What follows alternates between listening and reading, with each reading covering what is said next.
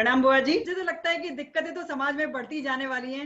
अगर सामंजस्य नहीं बिठाया तो ये एक चिंता का विषय है। ने बिठाया, आदमी अपना ईगो नहीं छोड़ता, हाँ, झुकने को खाली नहीं है, सच में। चाहे वो पुरुष हो चाहे महिला हो। मैं क्यों झुकूं? भले उसके पास कुछ नहीं है, पर मैं क्यों झुकूं? अरे दो शब्द अगर तूने अच्छे से बोल लिया, उसने तेज बोल लिए, तो उसमें कौन सा पहाड़ टूट पड़ा? पर कोई अपना ईगो नहीं छोड़ता। वो ईगो के कारण ये परिवारों में झगड़े, ये टूटन ये हो रही है। जो खोले हैं उसमें मात्र पीड़ित महिलाएं ही महिलाएं आती, पुरुष का कोई उसमें प्रवेश ही नहीं। और ये पुलिस परिवार परामर्श केंद्र में 3 शाखाएं हैं। जैसा क्लास में 3 सेक्शन होते हैं ना एक ही क्लास के, तो एक अपराध शाखा, महिला अपराध शाखा, महिला सेल, महिला परामर्श केंद्र। इसमें पुरुष महिला जिस पे भी जो होता है वो हर एक कोई आवेदन लगा सकता है।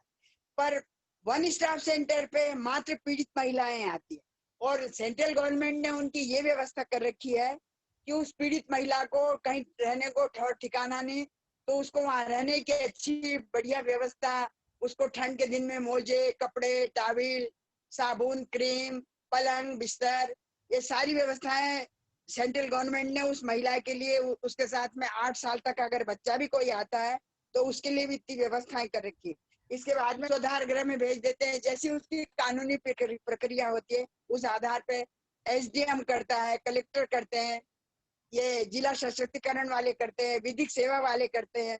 ऐसी उसकी अलग अलग व्यवस्था है। वो किस केस के हिसाब से है, ये उस केस की हिस्ट्री जान के उसको फिर सुधार घर में भेजते हैं, फिर नारी निकेतन भेजते हैं। ऐसी सेंट्रल गवर्नमेंट ने बहुत अच्छी महिलाओं के लिए व्यवस्था कर रखी, पीड़ित महिलाओं के लिए। और वहां तो गार्ड भी महिलाएं ही है, पुरुष गार्ड भी नहीं है हमारे वन स्टॉप सेंटर पे।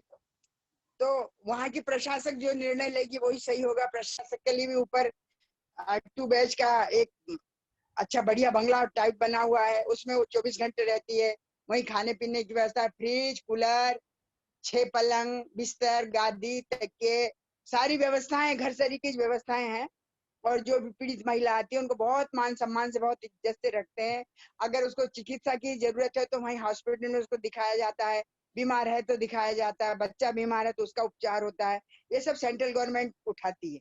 और उनको खाना पीना, तेल, साबुन, जिस स्थिति में जिस सीजन में वो रहेंगे उस सीजन के उनको कपड़े भी दिए जाते हैं। इसलिए सेंट्रल गवर्नमेंट भी बहुत अच्छा काम कर रही है और अच्छा चल रहा है ऐसा। हाँ, पर ये है कि महिला को भी सोचना चाहिए, पुरुष को भी सोचना चाहिए, सास ससुर को भी सोचना चाहिए, माता पिता को भी सोचना चाहिए कि हमारे बच्चे किस स्तर के हैं, उस स्तर से उनका संबंध बनाया जाए, उस स्तर से उनसे अपेक्षाएं की जाए, उस स्तर से उनका सब व्यवस्थित जीवन बनाया जाए। सही बात है। इस पक्ष की में सही बात है। और नई पीढ़ी के लिए भी कि देखो, सामंजस्य तो कहीं ना कहीं बिठाना पड़ेगा। आपकी रैंक की लड़की लाएंगे, ये कोई जरूरी नहीं कि वो आपके विचारों से सहमत हो, उसके भी अपने विचार होंगे, उसकी भी अपनी जिंदगी है, उसको भी अपने स्वतंत्र रहना है। तो आपको भी उसमें मिलना पड़ेगा या उसको अपने में मिलाना पड़ेगा। या तो आप उसमें मिलो या वो आप में मिले, तभी सामंजस्य बैठता है। नहीं तो ये परिवार का टूटना, घर में घुटन, बीमारियां, और ये घर का जो ये घरेलू हिंसा का जो वातावरण है, इस पे कोई सजा का प्रावधान नहीं है। और ये घरेलू हिंसा गोपनीय हिंसा है, इसको सब कोई साधारण समझ लेता है। क्या होता है, हम हमारी बेटी को घर से ही सुरक्षित इसलिए करके भेजते हैं कि तू सहन करना, सुन लेना, जो काम आए वो कर लेना। जो ऐसा कभी कभी क्या होता है, कई सास दादी सास डोकरियां पुराने जमाने की, पहले हमारा पाँव दमा, आदमी के पास देर से जाजे, वो आदमी भले उसका इंतजार करता रहे, हमारा कपड़ा धो, थारा बाद में धो जे, मारो आसो काम कर, थारो आसो बाद में कर जे। तो ये घर में झगड़े का कारण बनती है। सही बात है। और इसी नई लड़कियों को ये सब सहन नहीं होता और वो फिर विच्छेद के कगार पे आ जाती, ऐसा होता है। आपको क्या लगता है अपनी कास्ट में है ऐसे कुछ केसेस जिसकी वजह से परिवार वालों को दिक्कत होती है या बच्चों को दिक्कत हो रही है जिनकी शादियां हुई हैं? हाँ हाँ, निकट संबंधी हैं। आपको नाम लेने में मैं उपयुक्तता नहीं समझती। और वो आदमी ने वो लड़की को नहीं अपनाया, तो लड़की अपने नाना नानी के घर पढ़ रही है और नाना ने अभी यानी रिटायर होने के पैर नहीं चलते, नाना भी वृद्ध हो रहे हैं, और वो लड़की की जवान की जिम्मेदारी वो नाना नानी के माथे आ गई। तो ये कई है अपने समाज में नहीं, कई सब समाजों में भी कि ये लड़कियों बच्चों की जिम्मेदारियां फिर वो नाना नानी के माथे पे आ जाती है। तो ये अच्छा नहीं, क्योंकि वो बच्चों की भी तो आत्मा दुखती है कि हमारा भविष्य कहाँ जा रहा है। माँ बाप जो स्नेह दे सकते हैं वो दूसरा कोई नहीं दे सकता। सही बात है। पर इसमें आपको लगता है कि माँ का भी कुछ रोल होना चाहिए? भाई बच्चों को लड़कियां आपकी कैसी कैसी आप उनको परवरिश करो, कैसे उनका लालन पालन करो, ताकि दूसरे घर जाके भी लड़कियां खुश रहें, खुश रखें। तो शुरू से घर का वातावरण ऐसे बना के रखना चाहिए ना कि भाई सब में सामंजस्य बिठा के रहो, सब में अच्छा। पर कभी के साथ भी क्या होता है, आम देखा गया है वहां जो के साथ है, अपन तो छोरी को विदा कर देते हैं, वहां वो गेलू का पहाड़ है कि दारूड़ा है कि स्मोकिंग कर रहा है, किस तरह है, क्या कर रहा है, उसकी स्थिति अपन क्या देखने में बैठे।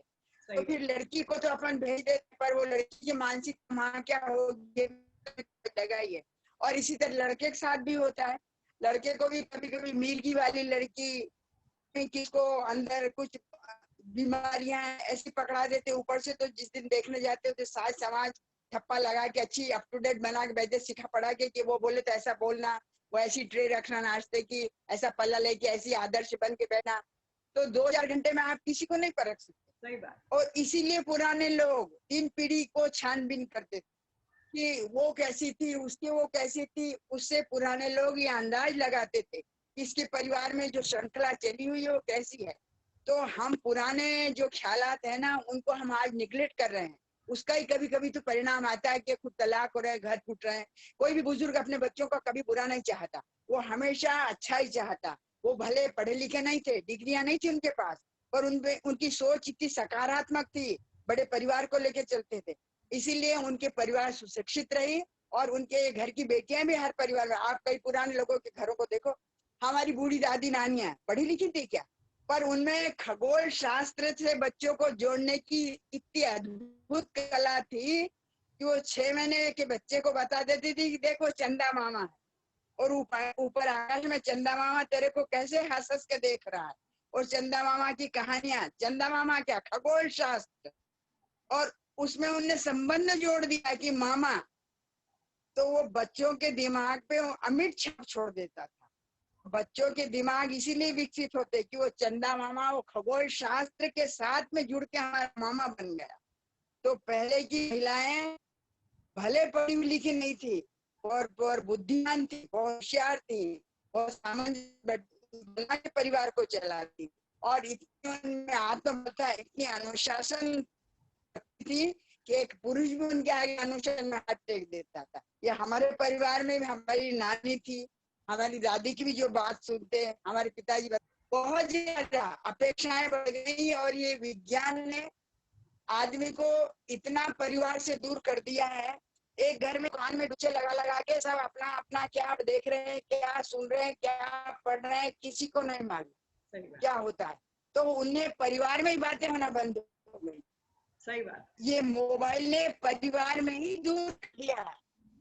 तो ठीक है, विज्ञान के विरुद्ध में नहीं हूँ मैं, विज्ञान का समर्थन नहीं करते, विरोध भी नहीं करते। अगर घर में इतना है तो उन बच्चों को ये तो होना चाहिए कि इतना नहीं चलाओ।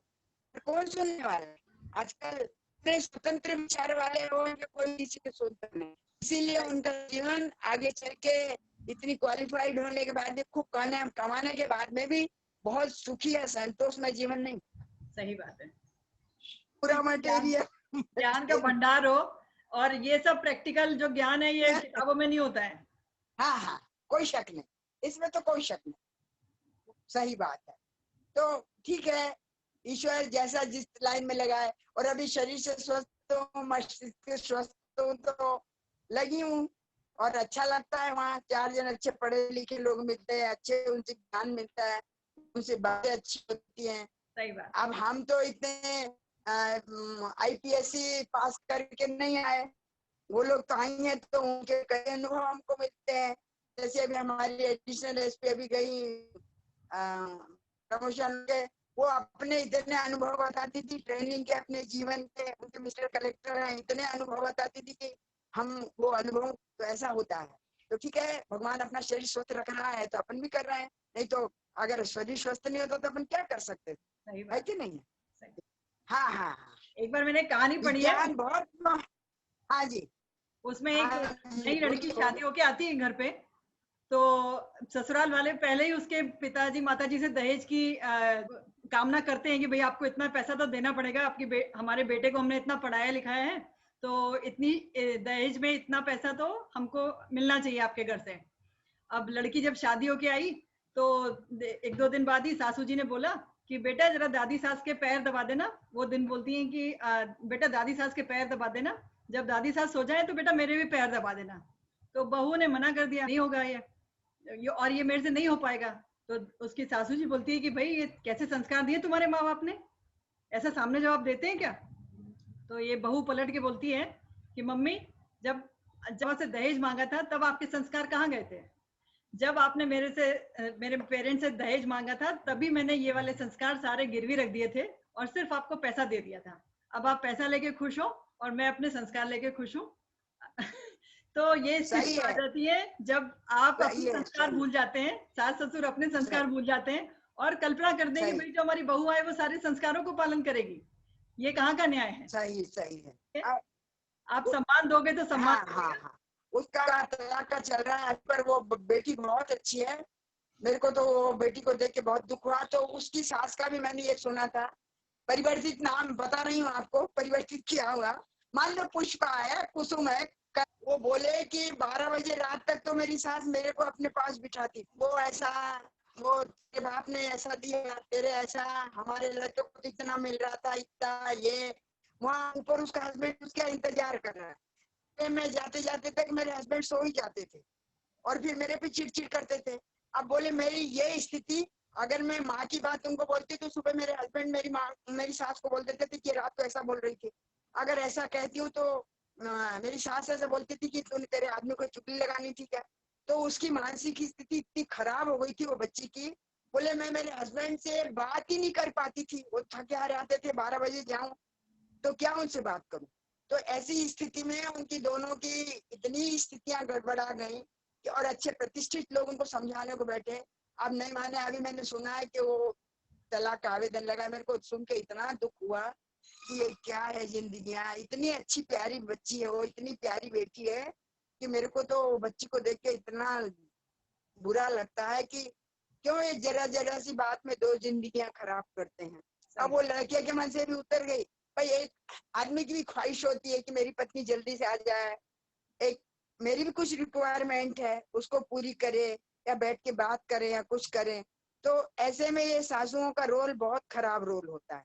मैं तो इसके पक्ष में कतई नहीं हूँ कि ऐसा कभी नहीं करना चाहिए। अपना जीवन चक्र कभी वो आने वाली पीढ़ी पे नहीं घुमाना चाहिए। तुम्हारा जमाना था जब तुमने लिपना पोतना करा, घट्टी पीसी, कंदील चिमनी साफ करे, चूल्हे पे रोटी बनाइए। तो ये कोई जरूरी है कि उनके जीवन के साथ में ऐसा ही करो? उनके भाग्य है, उनका जीवन ऐसा है तो उनको खुशहाल जीने दो। और अपने ये रोने रोज मत रो, ये रोने रोने में ही आपकी परेशानियां हैं। कौन सुनने को बैठा है आपके रोने? इसलिए आप हमेशा अच्छी सकारात्मक सोच की बात करो ना कि नहीं हमने तो बहुत अच्छा जीवन जिया, तुम भी अच्छा जीवन जियो। कौन ने बीता हुआ जीवन आपका देखा? किसी ने आपका बीता हुआ जीवन देखा क्या? तो ये कभी कभी महिलाओं में ये बहुत दुर्गुण है।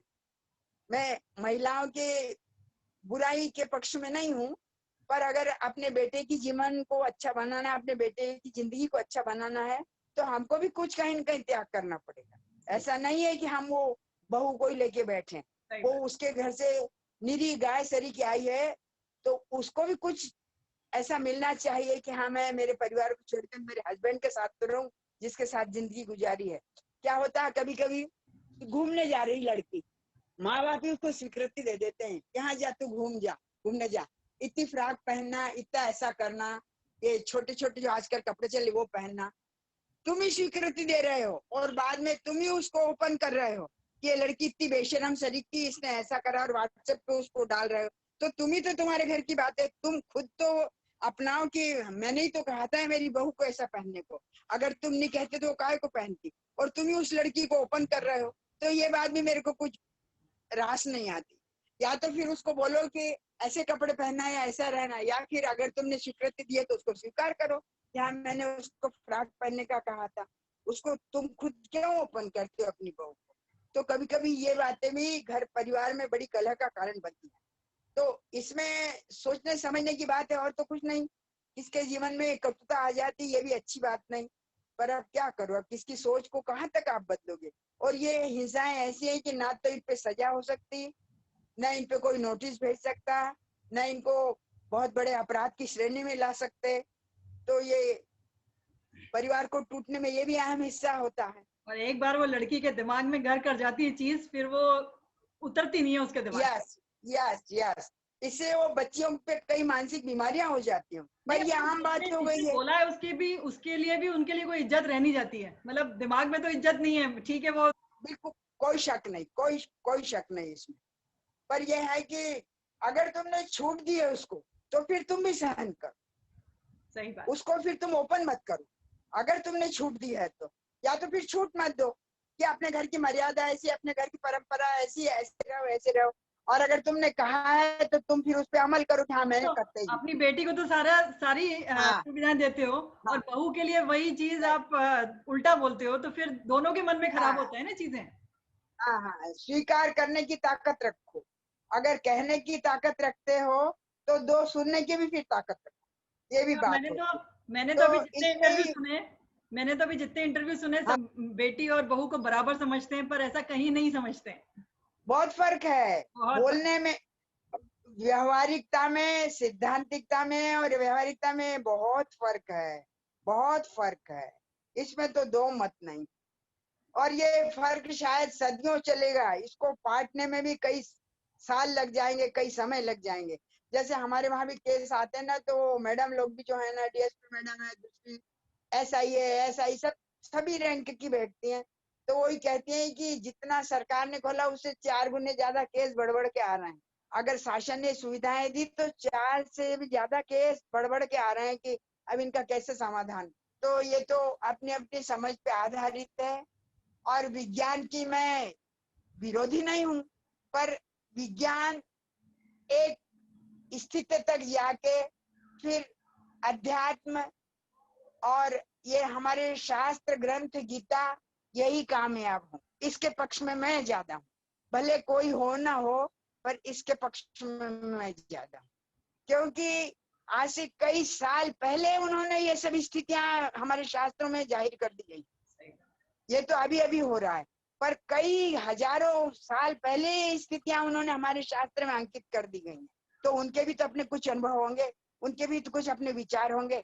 तो ये कहीं ना कहीं सत्यता पे तो घटित होती होंगी। अब ये है संसार है, ये तो इसको कहाँ कहाँ देखोगे क्या। बस ये है कि अपना जीवन अच्छा रखो, अपने परिवार को व्यवस्थित रखो, अपन खुद व्यवस्थित रहो, तो आगे समाज अच्छा बनेगा, परिवार अच्छा बनेगा और आपके बच्चों का जीवन भी अच्छा बनेगा। तो बहुत अच्छा लगा बुआ जी आज बात करके, और आपकी इस प्रेरणा से, आपकी सीख से शायद कई परिवार और सुधर जाएं, और सब लोग सामंजस्य से रहें। अपनी तो यही कामना है। अच्छे से रहो, छोटी सी जिंदगी है, और खुशहाल रहो। सही है। और गवर्नमेंट ने परिवार परामर्श केंद्र, पुलिस परिवार परामर्श केंद्र और वन स्टॉप सेंटर जो खोले हैं, मात्र इसीलिए खोले हैं कि कम खर्चे में आप कोर्ट जाएंगे तो वकील एक जरा से हरे कागज पे आवेदन बना के 300-400 रुपए ले लेगा, और बार बार पेशी पे पेशी पेशी पेशी पटक के आपकी टालगंजी कर देगा। और ये दो संस्थाओं में आपको एक पैसा नहीं लगता। और वन स्टॉप सेंटर पे तो सेंट्रल गवर्नमेंट ने ऐसी व्यवस्था करी कि आपको वकील भी फ्री है, आपका केस लड़ने के लिए वकील भी फ्री केस लड़ेगा। और FIR, DHR और ये इसका DIR, जो दहेज प्रताड़ना, जो खाना खर्चा का ये होते, ये फॉर्म भी निःशुल्क भरे जाते हैं। और वो वकील वहां का फॉर्म भर के और विधिक सहायता केंद्र या जहां जहां उनकी जरूरत है वहां वो फॉर्म भेजता है। तो आपकी आधी सहूलियतें वन स्टॉप सेंटर से खत्म हो जाती है। पर ये जाए तब ना, कई बार कई लड़कियां क्या होती हैं कि उनको संतुष्टि नहीं मिलती, क्योंकि देखिए एक पक्ष का तो निर्णय नहीं होता, दोनों पक्ष, जब दोनों पार्टियां बैठती हैं तभी सही निर्णय लिया जाता। और निर्णय उनके आवेदन पे, उन पे कथन पे लिया जाता। अब उनकी निजी जिंदगी तो नहीं कोई देख के आता, उनके कथनों पे जो होता है उसके आधार पे लिया जाता है। तो कई बार एक पार्टी संतुष्ट होती है, एक पार्टी संतुष्ट नहीं होती, तो कहती है हम तो कोर्ट से निर्णय लेंगे। तो परिवार परामर्श केंद्र यहाँ लिखित में उनको देता है कि हम कानूनी सलाह देते हैं, दोनों परिवार इकट्ठे हुए, हम इनको कानूनी सलाह दे रहे हैं यहाँ से, तो वो कागज उनको आगे काम आता है, फिर मजिस्ट्रेट उस आधार पे उनका निर्णय करता है। तो ऐसा होता है। तो हम तो यही चाहते हैं कि सबका जीवन अच्छा बना रहे, सब खुशहाल जीवन जिए, किसी के बच्चे घर घर के न हो, किसी का परिवार न टूटे। पर ये आज की पीढ़ी को सामंजस्य बना के बैठने का सोचना चाहिए। पुराने लोग तो कह देंगे और काउंसलर मात्र सलाह देता है, करना उस क्लाइंट को ही है, करना उस व्यक्ति को ही है। हम तो ये सलाह देते हैं कि ऐसा करना चाहिए भैया, ऐसा करना चाहिए। हम बाध्य नहीं करते कि तेरे को हमारी सलाह मान्य करना ही है, तुम्हारे मन पे है, तुम क्या सोच रहे हो, क्या समझ रहे हो। हमारी ये सलाह है कि ऐसा करो, फिर तुम अपने जीवन में स्वतंत्र हो, तुम जो करना चाहो जो करो। तो ऐसा होता है। सही बात। और नई पीढ़ी को तो इतनी डिग्रियां ले लिए, इतनी शिक्षा पूर्ण हो गई है सब, इतना टेक्नोलॉजी ने आगे सबको बढ़ा दिया है, फिर भी उतने के बाद भी हाईली क्वालिफाइड इंजीनियर एमटेक सब खूब आते हैं और इतने झगड़े झंटे होते हैं कि हम समझते हैं कि अरे इतने पढ़े लिखे लोग भी ये करेंगे तो कैसा होगा। तो ये समझना चाहिए, हमारी शिक्षा को बदनाम न करें, हमारे परिवार को बदनाम न करें, हमारे घर को बर्बाद न करें। बुआ जी, ताली दोनों हाथ से बजती है। अब सामने वाला ही बोलता जाएगा तो बेचारी लड़की तो सहेगी नहीं हमेशा।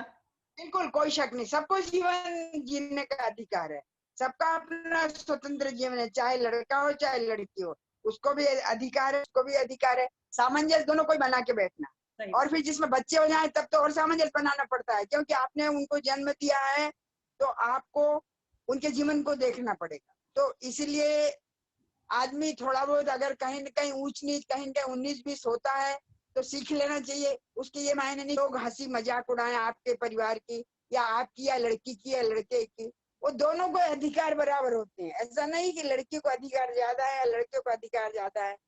और मानसिक स्थिति तो दोनों की एक जैसी होती, सबको आंख नाक मुंह पेट आमाशय सब एक जैसी थी है, चाहे पुरुष हो चाहे महिला। तो अधिकार तो दोनों के बराबर है, ये आपकी समझ के ऊपर है कि आप कैसा उसका निर्वहन। आपको धन्यवाद दूंगी कि आपने समाज के लिए इतना बड़ा कदम उठाया है, आपको धन्यवाद दूंगी, आपको प्रेरणा मानूंगी। धन्यवाद बुआ जी, बहुत बहुत धन्यवाद, बहुत बहुत धन्यवाद। इतना आप तो हमारे लिए सही में प्रेरणा स्रोत हो कि कोई भी जो भी इस चीज को करेगा, जिसको भी कुछ फायदा होगा तो उसके लिए बहुत अच्छा है। देख रहे हैं इंस्पिरेशन स्थान। आगामी वीडियो के लिए इसे सब्सक्राइब करें, इस वीडियो को लाइक और शेयर करें और अपने कमेंट्स देना न भूलें। धन्यवाद।